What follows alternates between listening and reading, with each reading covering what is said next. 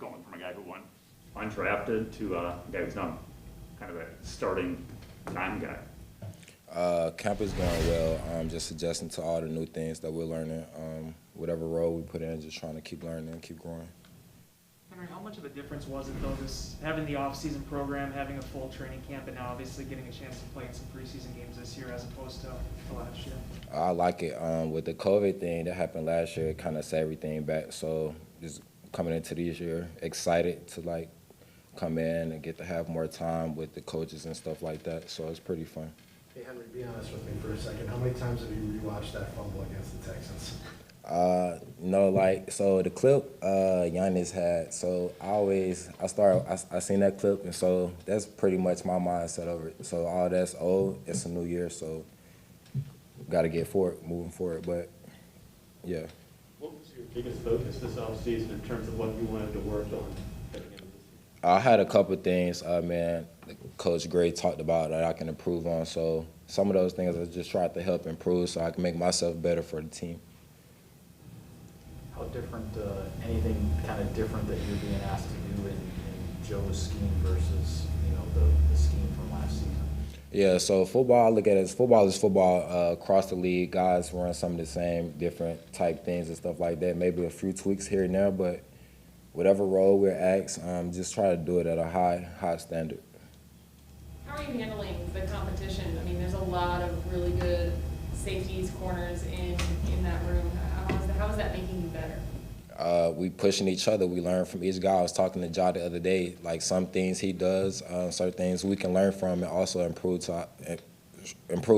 from his game to our game. So we just all try to make each other better. No such thing. Like just try to make each other better. Henry, how much of an influence is Smash on you, and has he gotten you to like pistachios? Apparently, he loves pistachios.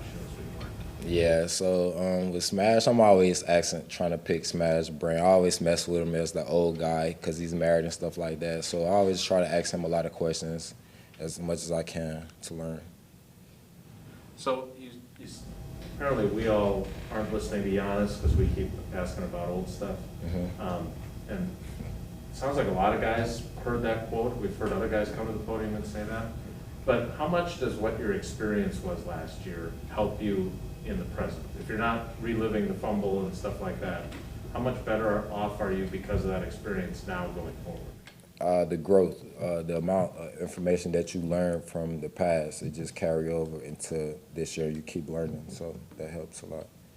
We also, Henry, hear about seizing opportunity when it comes. What do you think the key is to seizing the opportunity you got and how you took advantage of it? Say it again. You always hear about seizing an opportunity, Mm-hmm. in a guy that, went undrafted. What was the key for you to taking advantage of the opportunity you got? Well before that, just preparing as you never know, anybody can go down. So every guy just prepares the starter that they're going to play. So just prepare because you never may know when you may get the opportunity or another one. Henry, you were here for what, 8 games on the actual roster last year? Does that sound right? Yes, sir. So, and you played a good amount on special teams. Does special teams seem different with Mo than it did before? And if so, in what ways do you think it's different? We're going to be more excited. We're more excited this year to get after it on special teams. A few tweaks here and there, but I'm excited about this upcoming season, special teams wise. Can you feel that you got those of you that could be core guys there are taking a lot of pride in that? Like, because that's not always the best assignment to be on. Yeah, we know we've been pretty much last over the past few years, and we're working to change that. So what we're doing now, we hoping for a better outcome, most definitely. At Baylor, did you play up more toward the line of scrimmage? At Baylor? Yeah. Pretty much. I played whatever, played high, played down, pretty versatile, pretty much knew all of that. So just wherever coach was asking, just best for the team. I'm that type of guy. I'm a team guy. Whatever coach asks, I'm for the team first. Okay, so how comfortable are you as that guy with Darnell in that dime package? How comfortable am I? Yeah. I'm very comfortable. Like I said, I'm for the team. We all got one goal at the end of the season, and that's to hold up that trophy. So whatever I need to do or the guys need to do, we all for the team.